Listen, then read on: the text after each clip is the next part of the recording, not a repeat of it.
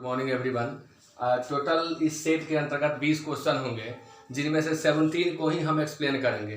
3 questions हम छोड़ देंगे आप लोगों के लिए। आप लोग उन प्रश्नों को सॉल्व करके और उनका आंसर यूट्यूब के कमेंट बॉक्स में लिखेंगे। हम देखेंगे कौन कौन सही बना करके अपना आंसर भेज रहे हैं। अगर आप चाहें तो उसका एक्सप्लेनेशन भी कमेंट बॉक्स में लिख सकते हैं कि अगर बी होगा तो क्यों होगा। So let's start now. And आज का पहला क्वेश्चन है, he succeeded to get the bill passed। यह पॉजिटिव वर्ब है, बिल को पास करवाने में वह सफल हुआ लोकसभा में। तो यहाँ पर एरर क्या है? तो he succeeded में तो कोई एरर नहीं है, लेकिन to get एरर है। क्यों?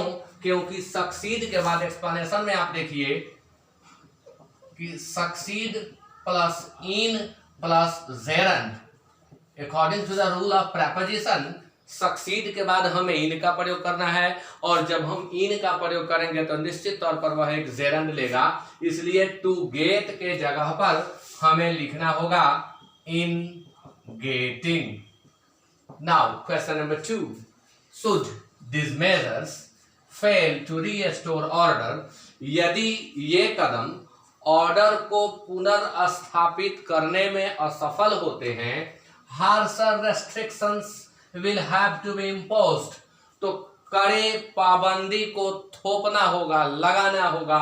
तो harsher restrictions का मतलब है, मैं पिछले वीडियो में बताया था कि कई जगह हिडन कंपैरेटिव होता है, यहाँ हिडन है, यानी अभी जो रेस्ट्रिक्शंस लगे हुए हैं उनसे कठिन, उनसे स्ट्रिक्ट, इसलिए हार्शर का प्रयोग किया गया।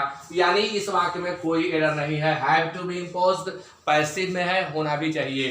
अब यहाँ समस्या लोगों को यह हो सकती है कि ये शुड का अर्थ मैं यदि बोल रहा हूं, तो आप जान लें, सीख लें। अगर आप नहीं सीखे हैं, ये मॉडल वर्ब के अंतर्गत पढ़ाना होता है। कुछ शिक्षक पढ़ाते हैं, कुछ शिक्षक छोड़ देते हैं। मैं अपने सभी विद्यार्थियों को पढ़ाता हूं कि शुड का एक प्रयोग यदि के अर्थ में भी होता है, और जब शुड का प्रयोग हम यदि के अर्थ में करते हैं तो बिल्कुल यह इफ की तरह काम करता है और इफ के नियमों को फॉलो करता है। जैसे should this measures fail to, एकदम इफ जैसा काम। यानी आप कहीं भी ऐसी स्थिति बनती है तो शुड को इफ मान करके अर्थ निकाल के देख लें, यदि वाक्य का अर्थ निकल जाए यानी everything is correct.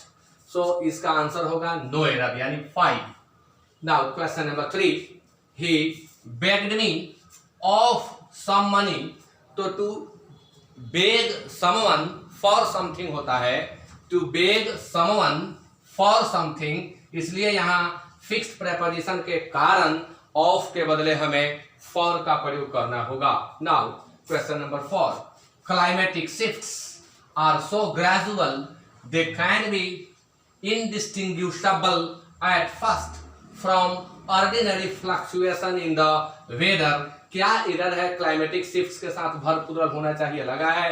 So gradual, यानी यहाँ एक पैटर्न काम कर रहा है। और यह क्या है पैटर्न, क्या कॉन्सेप्ट है, इसका मैं ट्रिक से आपको बता रहा हूं। जब भी वाक्य में सो के बाद एडजेक्टिव आया हो तो आगे दैट का प्रयोग हमें करना पड़ता है। आप इस पैटर्न को यहाँ देखिए, सो आया, ग्रेजुअल एडजेक्टिव आ गया, लेकिन दैट का प्रयोग नहीं हुआ। तो हम 1 नंबर में नहीं काटेंगे, हम इसको काटेंगे 2 नंबर में ला करके। 2 नंबर यहाँ काटेंगे, क्योंकि सो ग्रेजुअल तक एरर नहीं है। जब इसके आगे बढ़ रहे हैं तो दैट चाहिए, यानी यहाँ दे के पहले हमें दैट लगाना होगा। और ट्रिक इसका यही है कि so plus adjective plus that, और इसके बाद निगेटिविटी आती है। तो आ चुका है इनडिस्टिंग्विशेबल। इनडिस्टिंग्विशेबल अपने आप में निगेटिव है, इसलिए वो पैटर्न भी फुलफिल हो रहा है। Now question number 5, she wasted much time in trifles and is now facing the consequences. वह ट्रिफल के ऊपर बहुत सारे समय को बर्बाद की और अब परिणाम को झेल रही है, परिणाम को भुगत रही है। अब नाउ लगा है, इसलिए यहाँ इज का प्रयोग सही हुआ है, कोई दिक्कत नहीं है। अब सी वेस्टेड मच टाइम इन गलत है, यह प्रेपोजिशन का प्रॉब्लम हुआ। यहाँ पर इन के जगह ऑन लगाना पड़ेगा, क्योंकि टू वेस्ट टाइम ऑन होता है या टू स्पेंड टाइम ऑन होता है। स्पेंड हो या वेस्ट हो, आपको प्रेपोजिशन के रूप में दोनों में लिख देता हूं। स्पेंड हो या वेस्ट हो, उसके बाद यानी आपने समय 2 घंटे खर्च किया इस काम के ऊपर, तो वहां ऊपर के लिए ऑन का प्रयोग करना पड़ता है, जबकि यहाँ इन लगा था इसलिए गलत था। Now question number 6, she is more beautiful then, वाक्य कंपैरेटिव डिग्री में है, यहां तो कोई दिक्कत नहीं। कंपैरेटिव डिग्री के बाद एनी अदर लगे तो नाउन सिंगुलर होता है, और ऑल अदर लगे तो नाउन प्लूरल होता है। तो उस नियम से भी यह सही है, जो नहीं जानते हैं सीख लें कि एनी अदर के बाद आने वाला नाउन हमेशा सिंगुलर होता है, और ऑल अदर के बाद आने वाला नाउन हमेशा प्लूरल होता है। छोड़ देते हैं, एनी अदर के बाद आने वाला नाउन हमेशा सिंगुलर, ऑल अदर के बाद आने वाला नाउन हमेशा प्लूरल। तो यहां तक वाक्य करेक्ट है। अब ये मेंबर शब्द जो दे दिया ये सुपरफ्लुअस है, रेडंडेंट है। Any other woman of my family होगा, एनी अदर वुमन मेंबर लिखना स्लैंग यूज है।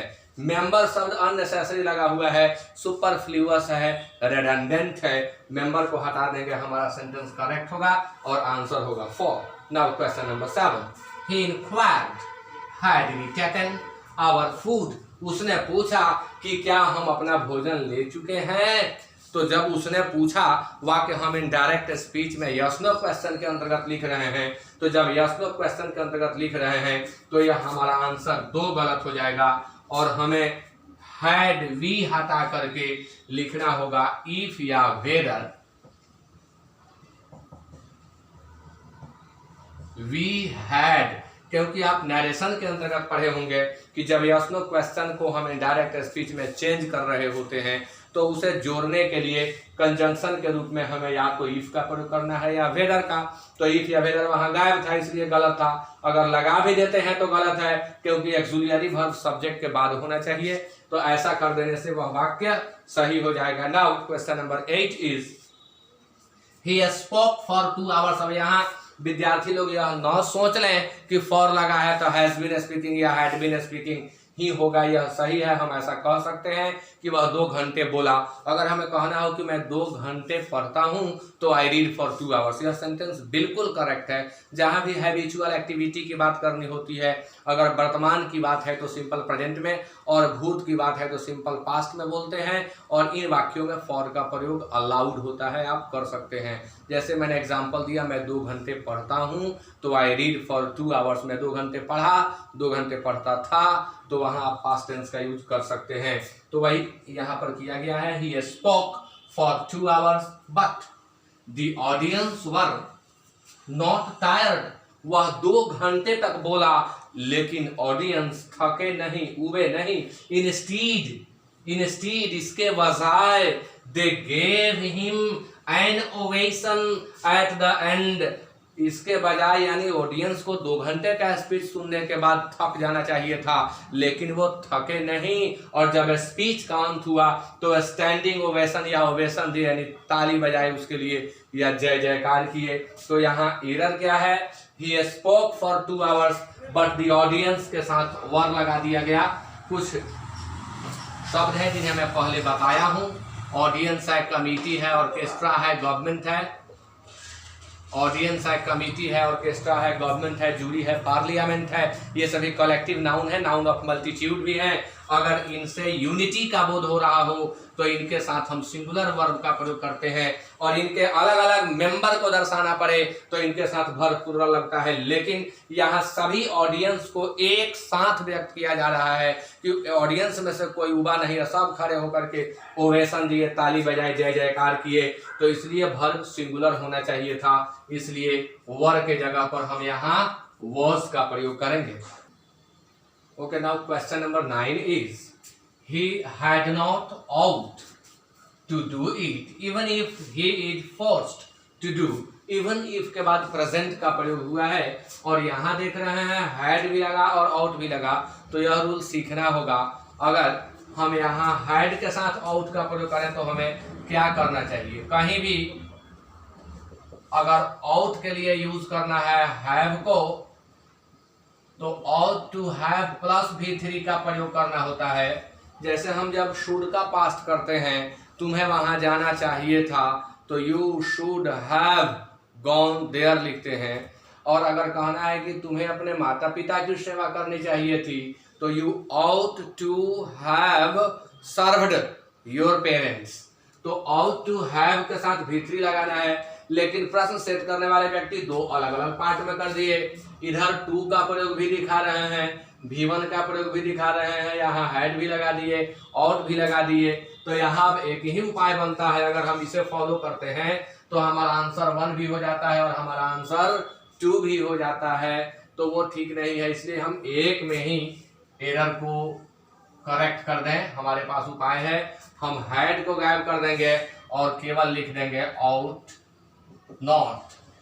और जब आउट के बाद नॉट लगाते हैं तो इसके बाद 2 लगता है और यहाँ 2 लगा हुआ है, यानी इस हैड को हम हटा देंगे। लेकिन आप यह सीख लेंगे कि किसी भी मॉडल वर्ब के बाद में हमेशा वर्ब 1 आता है और इसलिए हमेशा हैव आता है, न कभी हैज आएगा और न ही कभी हैड आएगा। और यहाँ का करेक्शन यही केवल आउट नॉट से हो जाएगा। Question number 10 is a quarrel arose between the members. ये बहुत आसान कॉमन एरर है। यहाँ मेंबर्स अनगिनत हैं, उनकी संख्या नहीं दी गई है, ना ही उन्हें ग्रुप में बांटा गया है, इसलिए यहाँ बिटवीन हटा करके हमें एमोंग का प्रयोग करना होगा क्योंकि संख्या अनगिनत दी गई है। Question number 11 is if in case. ये भी बहुत आसान क्वेश्चन, बच्चों को बनाने वाला यह प्रश्न है, छोटे बच्चे बना देंगे इसको। इफ के साथ इन केस का प्रयोग नहीं होगा। इफ जब आप यूज करते हैं तो इन केस नहीं करना है, इन केस यूज करते हैं तो इफ नहीं करना है। जैसे सपोजिंग के साथ हम इफ का प्रयोग नहीं करते हैं, जैसे हम एक्सीड के साथ मोर देन का यूज नहीं करते हैं। यानी जब सेम मीनिंग के लिए 2 वर्ड कहीं भी एक साथ दिए गए हों तो एक को हमें हटाना पड़ता है। तो हम इफ को हटा लें या हम इन केस को हटा लें, किसी एक को हमें हटाना पड़ेगा। यानी अगर हम इसे यूज करना चाहते हैं तो इफ ऑब्लिक इन केस लिख सकते हैं, क्योंकि ऑब्लिक लिख देंगे तो कोई एक हमारा यूज में आने लगेगा, यानी आंसर इसका एक ही होगा। डबल मीनिंग वाले शब्दों को एक साथ नहीं रखना होता है। Question number 12 it is a fact that the leopard is faster than all animals. Comparative degree का प्रॉब्लम, फास्टर के बाद देन का प्रयोग हुआ तो ऑल आएगा नहीं, क्योंकि ऑफ ऑल केवल सुपरलेटिव डिग्री में आता है, इन ऑल केवल सुपरलेटिव डिग्री में आता है, लेकिन यह वाक्य है कंपैरेटिव डिग्री में। इज फास्टर देन, तो ऑल एनिमल्स के जगह पर कंपैरेटिव डिग्री के वाक्य जब लिखे जा रहे हों तो हमें ध्यान रखना होता है कि जरूरत के अनुसार या तो हम देन के बाद एनी अदर लगाएं, या हम ऑल अदर लगाएं, या हम सम अदर लगाएं, या हम मोस्ट अदर लगाएं। अब इनमें भी हमें ध्यान रखना है कि अगर हम एनी अदर का प्रयोग करते हैं तो इसके लिए आने वाला नाउन हमेशा सिंगुलर होगा, और एनी अदर के अलावे ये जितने लिखे गए हैं ऑल अदर, सम अदर और मोस्ट अदर, इनके लिए आने वाला नाउन हमेशा प्लुरल होगा। तो यहाँ हम केवल ऑल हटा करके ऑल अदर कर देंगे, या हम एनी अदर लिखेंगे तो एनिमल्स के जगह हमें एनिमल लिखना होगा। Question number 13 is after careful scrutiny of the report variety mistakes that had been made by the research department were found। Mistakes के लिए वर फाउंड लगा है, यह सही है। फाउंड किसको किया गया? तो वैरायटी मिस्टेक्स को, जो रिसर्च डिपार्टमेंट के द्वारा किया गया था। तो यहाँ शब्द गलत है, यह वैरायटी का प्रयोग यहाँ गलत है। या तो वैरायटी हटा करके हम सेवरल का प्रयोग कर दें, या हम मेनी का प्रयोग कर दें, या अगर वैरायटी से ही सुधारना चाहते हैं हम दोनों तीनों बता देते हैं। वैरायटी हटाकर आप वहाँ सेवरल लगा दें, सेंटेंस सही हो जाएगा। आप वहाँ मेनी लगा दें, सेंटेंस सही हो जाएगा। और अगर वैरायटी से ही सुधारना चाहते हैं तब ए वैरायटी ऑफ का प्रयोग करना होगा, क्योंकि variety mistakes variety plus noun का प्रयोग नहीं होता है, वर्जित है। या तो ए वैरायटी ऑफ कीजिए, और नहीं तो जो वैरायटी से आप विविधता को दर्शाना चाहते हैं उसके लिए आप सेवरल लगा दीजिए या मेनी का प्रयोग कर दीजिए। Now question number 14 is the guide said that she could help us finding. Help के साथ फाइंडिंग का आना यह ग्रामेटिकली करेक्ट नहीं माना जाता है।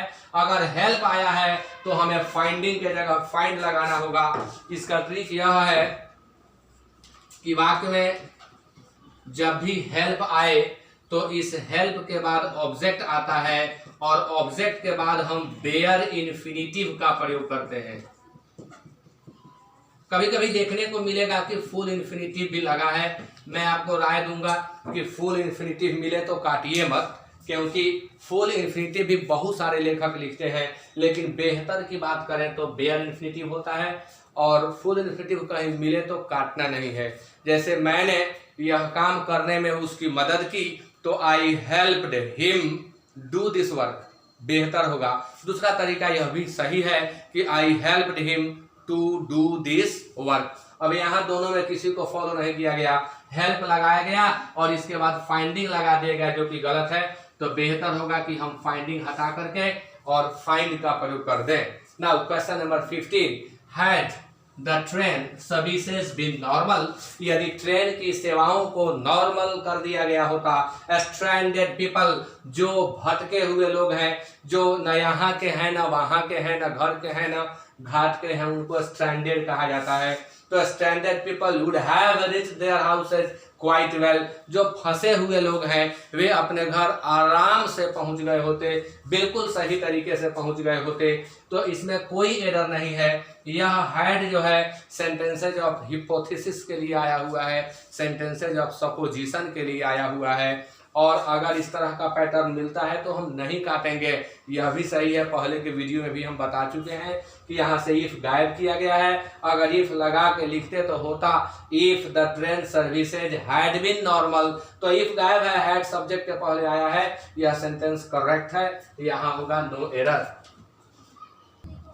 Okay, now question number 16 is Hindi films are certainly popular in the last decade, यहीं पर एरर है। जब बात हम लास्ट डिकेड की कर रहे हैं तो हम कैसे कह सकते हैं are certainly popular, last decade यानी आर के जगह पर हमें वहां वर का प्रयोग करना होगा। But these days our regional films have, तो ये दीज डेज होने के चलते हैव लगा है, हैव अटेंड मोर पॉपुलैरिटी, लेकिन इन दिनों हमारी क्षेत्रीय फिल्में बहुत अधिक पॉपुलैरिटी प्राप्त की हैं। यहाँ सेंटेंस में एरर नहीं है। जब लास्ट डिकेड का प्रयोग किए तो आर नहीं होना चाहिए था, वर होना चाहिए था। And question number 17 is he walked 5 miles which are antecedent, which के पहले 5 मील्स आया जो एक निश्चित दूरी को बता रहा है। और आप प्रोनाउन चैप्टर के अंतर्गत यह पढ़े हुए हैं कि verb is used according to the antecedent and not to the relative pronoun. तो व्हिच के पहले 5 मील्स है, इसलिए यहाँ आर गलत है, आर के जगह पर इज होगा, क्योंकि एक यूनिट के रूप में 5 मील्स को लिया जा रहा है। और इस स्थिति में यानी रूल है, कहा जाता है निश्चित दूरी, निश्चित समय, निश्चित वजन, करेंसी इत्यादि के साथ वर्ब सिंगुलर होता है, इसलिए आर के जगह पर हम इज का प्रयोग करेंगे। अब आज से एक नए सीरीज को हम शुरू कर रहे हैं, रोज एक्सप्लेन कर देते थे और आप लोग उसको सुन लेते थे, आज से इसमें भी हम आपको होमवर्क दे रहे हैं। क्वेश्चन नंबर 18, 19 और 20 आप लोगों को जो भी इस वीडियो को देखें उन्हें सॉल्व करना है और सॉल्व करके आंसर कमेंट बॉक्स में लिखना है। अगर आपसे संभव हो तो आपने वो आंसर बी या सी लिखा तो क्यों लिखा, आप उसका एक्सप्लेनेशन भी लिख सकते हैं। मैं वॉच करूंगा, मैं देखूंगा कि किनका किनका आंसर आ रहा है और किनका सबसे पहले आ रहा है, किनका उसके बाद में आ रहा है। खैर कोई बाद में देखे तो बाद में भेजे, ऐसा ना सोचे कि अब पहले इतने लोग भेज दिए हैं हम क्यों भेजें। नहीं, मुझे देखना है कि कौन कौन पढ़ रहे हैं, कौन कौन भेज रहे हैं।